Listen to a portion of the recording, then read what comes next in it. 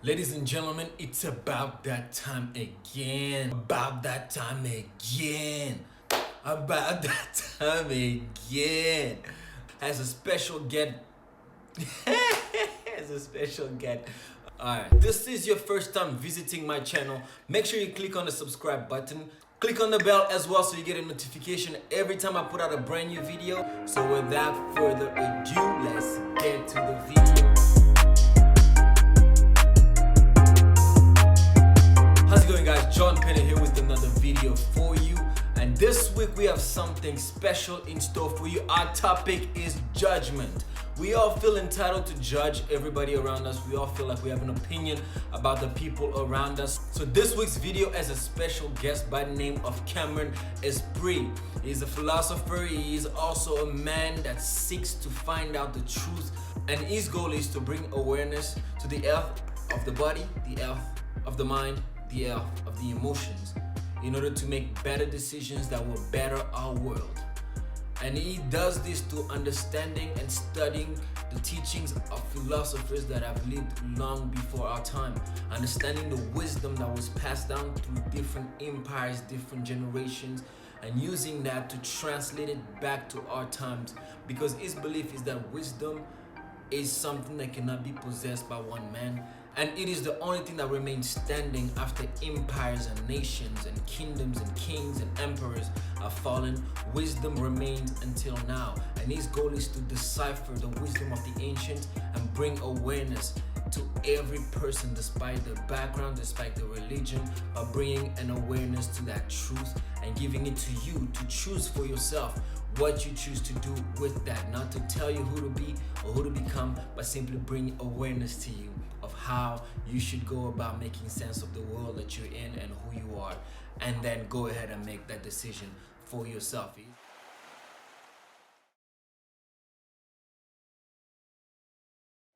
What's judgment to you? So, well, first off, I need to salute you because we've been deep in the trenches of intellectual, spiritual, ethical inquiries, and I think it's good when you take it to a different level for public discourse, right? So, cheers to you first.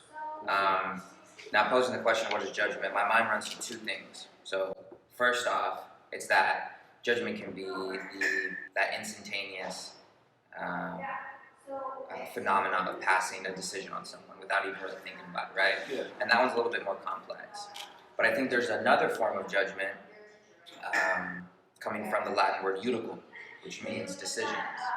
And so judgment will have to do with decision making, right?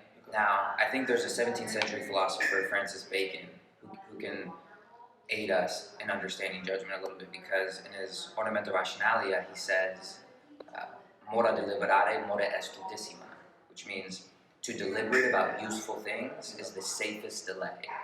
And so it gives rise to the idea that sometimes in situations facing trial and tribulation, maybe you're presented with an opportunity for business, right? And it requires contemplation, kind of deep thinking and thoughtfulness as a means to obtain what the Greeks would call the telos, the goal.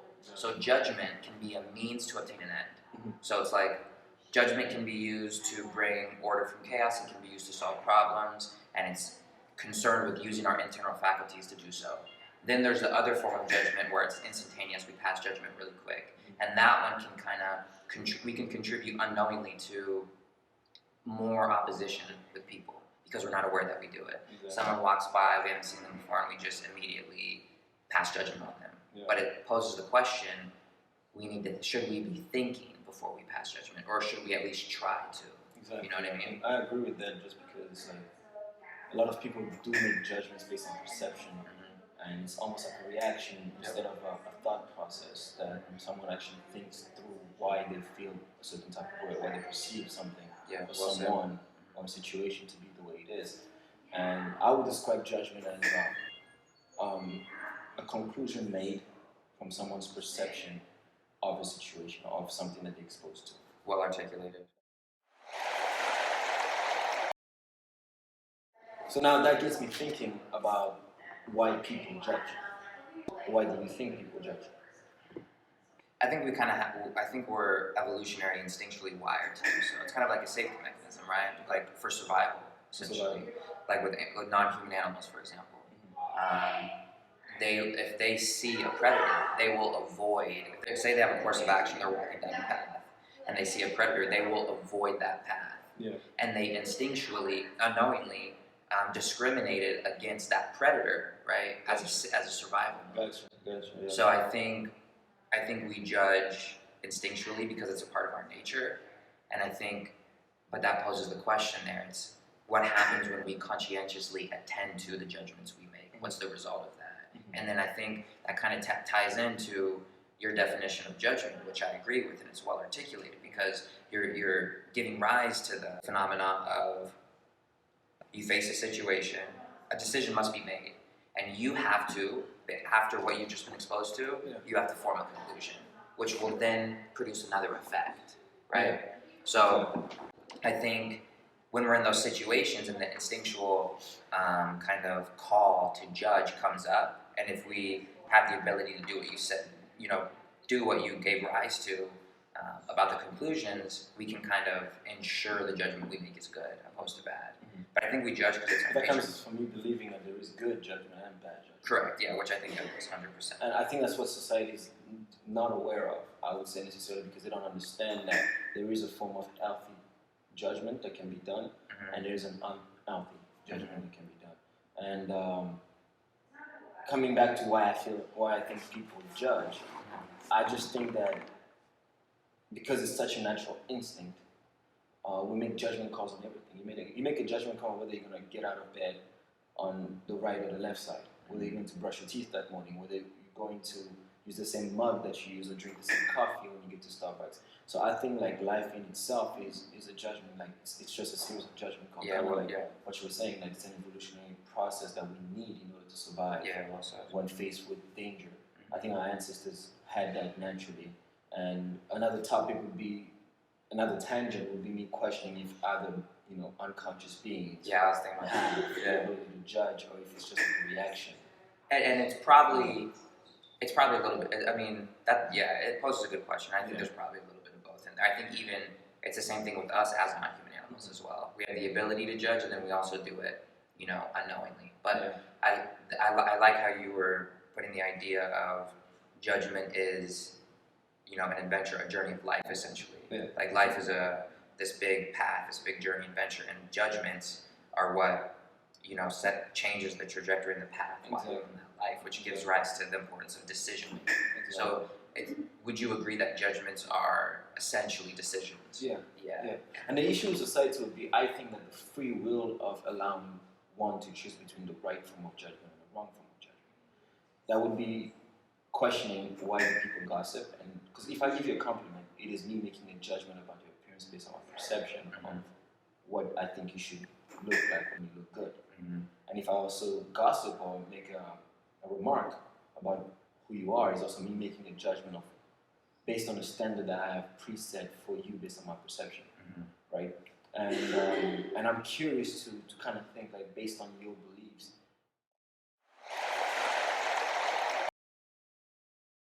like your idea of morality. Yeah. Does that affect your judgment? Of course, absolutely. Yeah, I mean, everything I'm exposed to will affect my judgments, my goals, the state or condition I am in the moment of me making that decision. That plays a role. My upbringing, my exposures, my passions, interests, things I don't like, do like.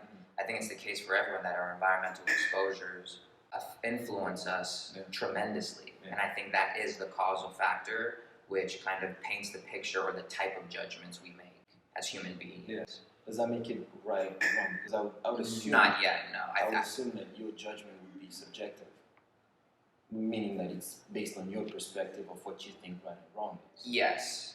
But with that, I do also agree that all people do judge, because it's a natural instinct. That's a common trait above all spectrums.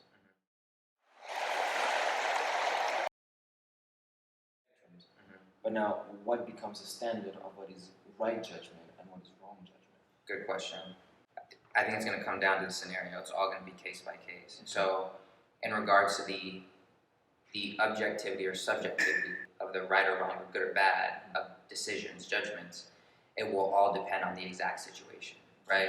So I wouldn't be able to say in a generalization that all these forms of judgments are right, or so forth, hypothetically speaking, right? But it all depends on the situation, and I think all of those that will take place under the study of morality, right, wrong, good, and bad, which manifests in human behavior called ethics. That's where we go in and systematically study and systematically attempt to justify and ground specific acts, which are either right or wrong, good or bad. And that's where philosophy as an academic discourse comes into play, right? Because it's concerned with using different methodological systems to properly justify things. Gotcha. So when you use the disciplinary system of philosophy, you then are able to say, okay, this is logically the case that this specific act is good or bad, which is still open to critiques. If someone else comes in and critiques that premise, then their whole argument falls down, and then it goes over and over and over, or changes depending on the situation. But all judgments, good or bad, right or wrong, in regards to objectivity and subjectivity, will always depend on the situation. I think. Because my understanding was like, I feel a lot of people have been conditioned to expect things to be done to be finite, almost, to be absolute, I would say. I think that's a lot to do with religious beliefs, because religion has such an impact and such a hold on the way that people perceive things, that a lot of the time, like I was going to lead into the question.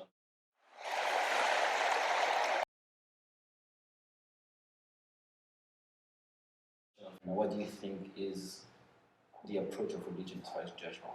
Does that get people to an healthy place where they can ethically make good judgments from bad judgment? Like they can ethically separate good judgment from bad judgment? Or do you think religion is leading people into more of like a bias form of judgment? Good question.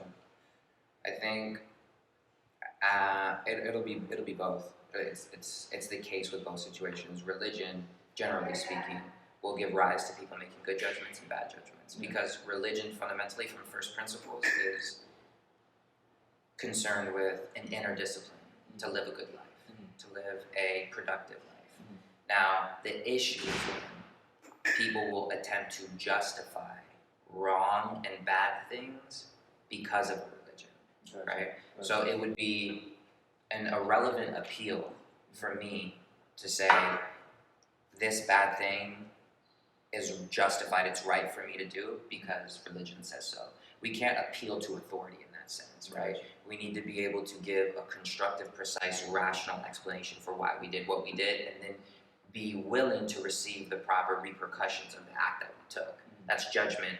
That's the idea of passing judgment, right? So I don't think, I don't think religion alone is the ideal representation or deserves the category of it influences people to make good judgments or only bad judgments. It's definitely both. And I think we can see, even when we look into history, we can see there's good and bad with the way people use religion. So I think religion is a beautiful thing, and I think it contributes to a lot of good judgment. I think the fundamental tenets of a lot of different religions promote self-development, ethical, moral behavior, and I think that's good. I think the religion alone will, from first principles, without any biases or using it for anyone's selfish needs, I think it will contribute to the cultivation and improvement of our behavior. But that doesn't happen in society because, idare humanum est, to be human is to be a human is to err. We have error in us, and we make mistakes, especially with religion. I think we can see that with religion. So I think there's good judgments to it and bad. I agree 100%. I think that in my perspective, coming from a background where I was raised in a very religious family, I do feel that people do get to a point of as humans, it is easier for us to be told something and believe in it, because it kind of takes the accountability away from us as people to invest the time and the effort to look at different perspectives, look at different angles of a situation, of a person, of an issue, of a belief, in order to have the right kind of knowledge to kind of determine and kind of estimate what could be the outcomes if you're following every single outcome from everything that you know, and then making an ethical decision on what is the right thing as to you. Yeah. And a lot of us don't really understand ourselves well enough to ethically make decisions on other people and other situations. That it's easier for someone in an authoritative position to tell you this is what you should do, and simply do that, because if you go wrong, it's easier for you to be like, I didn't truly believe that. Yeah. I was told to believe that. That's and the appeal to authority right exactly. there. And I think that religion does that quite a bit, especially for people who don't have access to knowledge.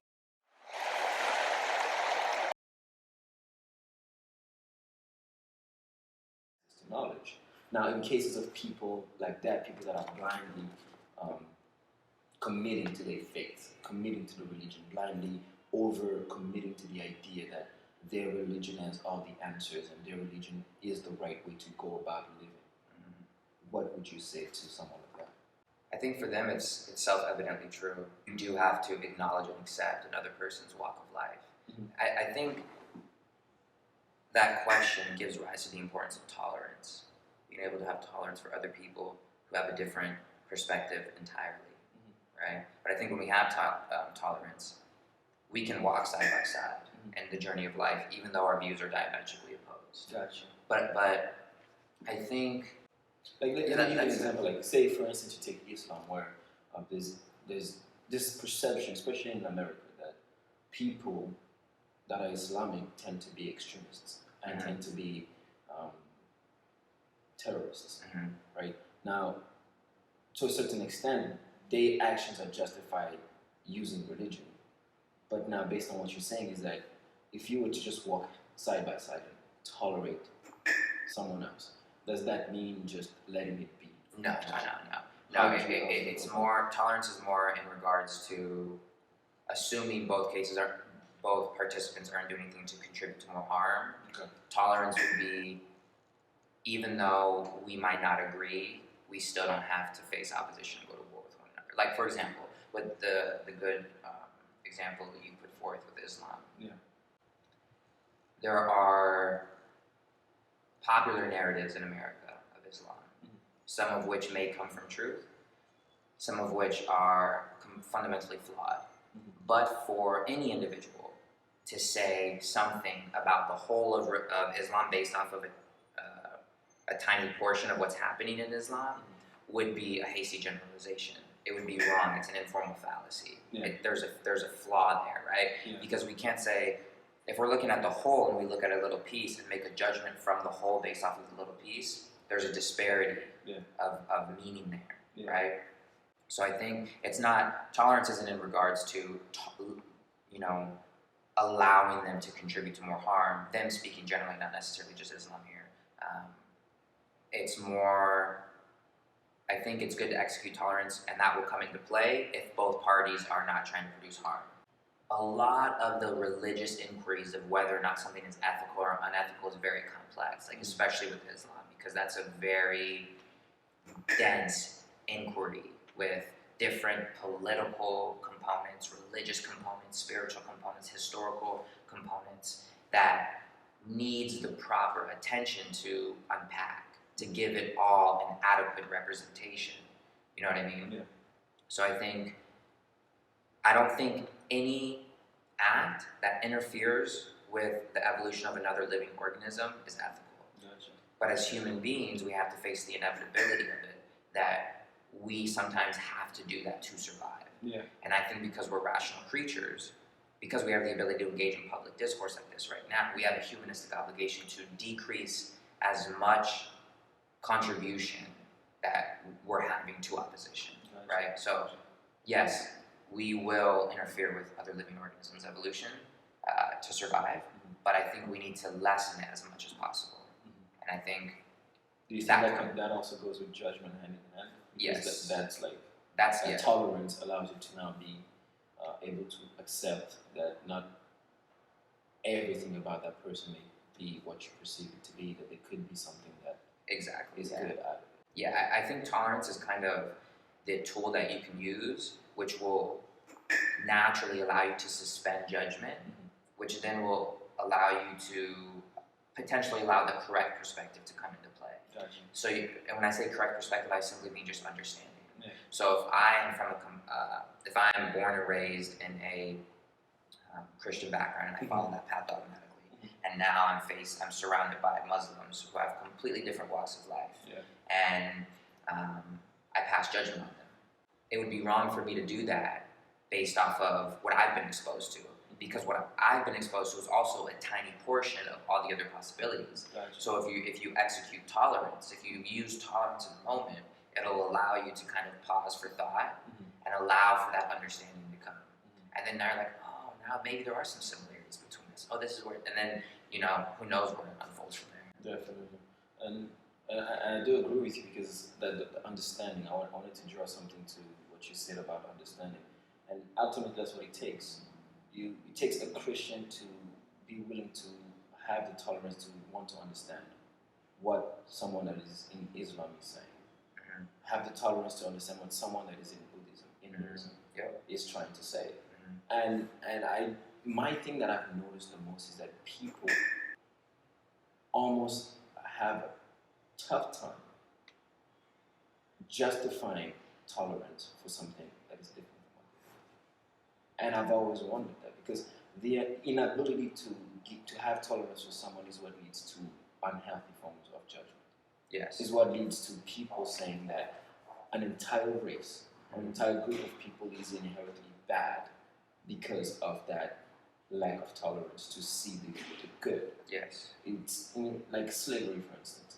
The lack of tolerance to see the human in a person of another color, of another ethnicity than you, is what allows people to not consider them as human. Is what led to the development of slavery, the belief that certain groups of people were less than other groups. Yeah, well said. That's a beautiful example. I think the example of slavery is perfect because it's a perfect example of where empathy wasn't applied. Yeah. And because empathy wasn't applied, the perpetuation and contribution to the destruction of a race of people went on for a long time. And it poses the question, well, if we did have empathy, if the oppressors did have empathy in that, would it not have happened? And it's an interesting line of inquiry to engage in. But I think tying back into the beginning, we can show we've established a base, a fundamental understanding that judgment is concerned with decision making. Exactly. And the decisions we make in life are they make up the overall state of the world and the overall state of our lives. And so it's very important that we try to engage in a contemplative, deliberative, thoughtful procedure to get good judgment, which will include tolerance, which allows us to have understanding of different people from different walks of life. So I think I think we can agree that there's three main takeaways from this. Yeah. Judgment, tolerance, and empathy. And they all go hand in hand. Judgment, inevitably, or it requires tolerance. Good judgment requires tolerance. We need to be able to pause for thought and have understanding for another person that comes from a completely different walk of life. Yeah. And that can become perfected with empathy, which is the ability to put ourselves in their shoes, to feel what they're feeling. And definitely, and I completely agree, because I think that judgment is inevitable, and we do need that empathy, and we need that tolerance in order to make good judgments and recognize the consequences of our bad judgments. And making more good judgments will lead to a better world, ultimately. And I think we share that belief. 100%, yeah. And that's why we're friends, and that's why we get along. Yeah.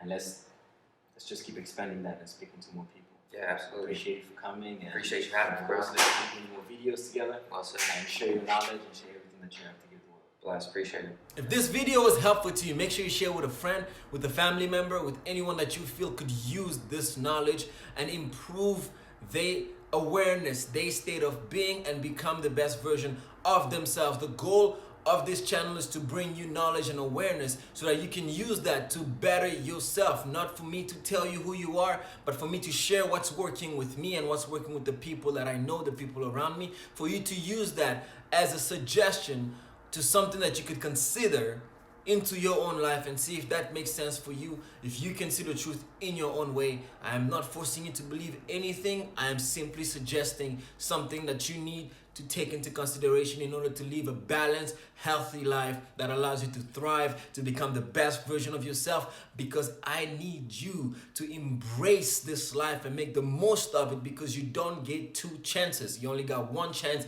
to get this life right, and maybe you're doing it the right way. You could need some touch-ups here and there. I don't know that. You will find out for yourself once you've gained the awareness of self, to see if this is the person that you want to be and who you want to become, and kind of pinpoint what's stopping you from becoming that person and how you could get there. So definitely share this video with as many people as you can. Make sure you subscribe either right here, or you can just click on the subscribe button, and make sure you smash that like button as well. Click on the bell so you get every new video that comes up. I appreciate you for watching this video. Another one coming next week. Stay tuned for that one. Go on my social medias and follow me as well at soul_food3. Make sure you follow, and let's interact, let's stay in touch, let's keep talking. I would love to hear what your thoughts are about this video, how you feel about judgment, in the comment section of this video. Again, this is John Penne, and until next week.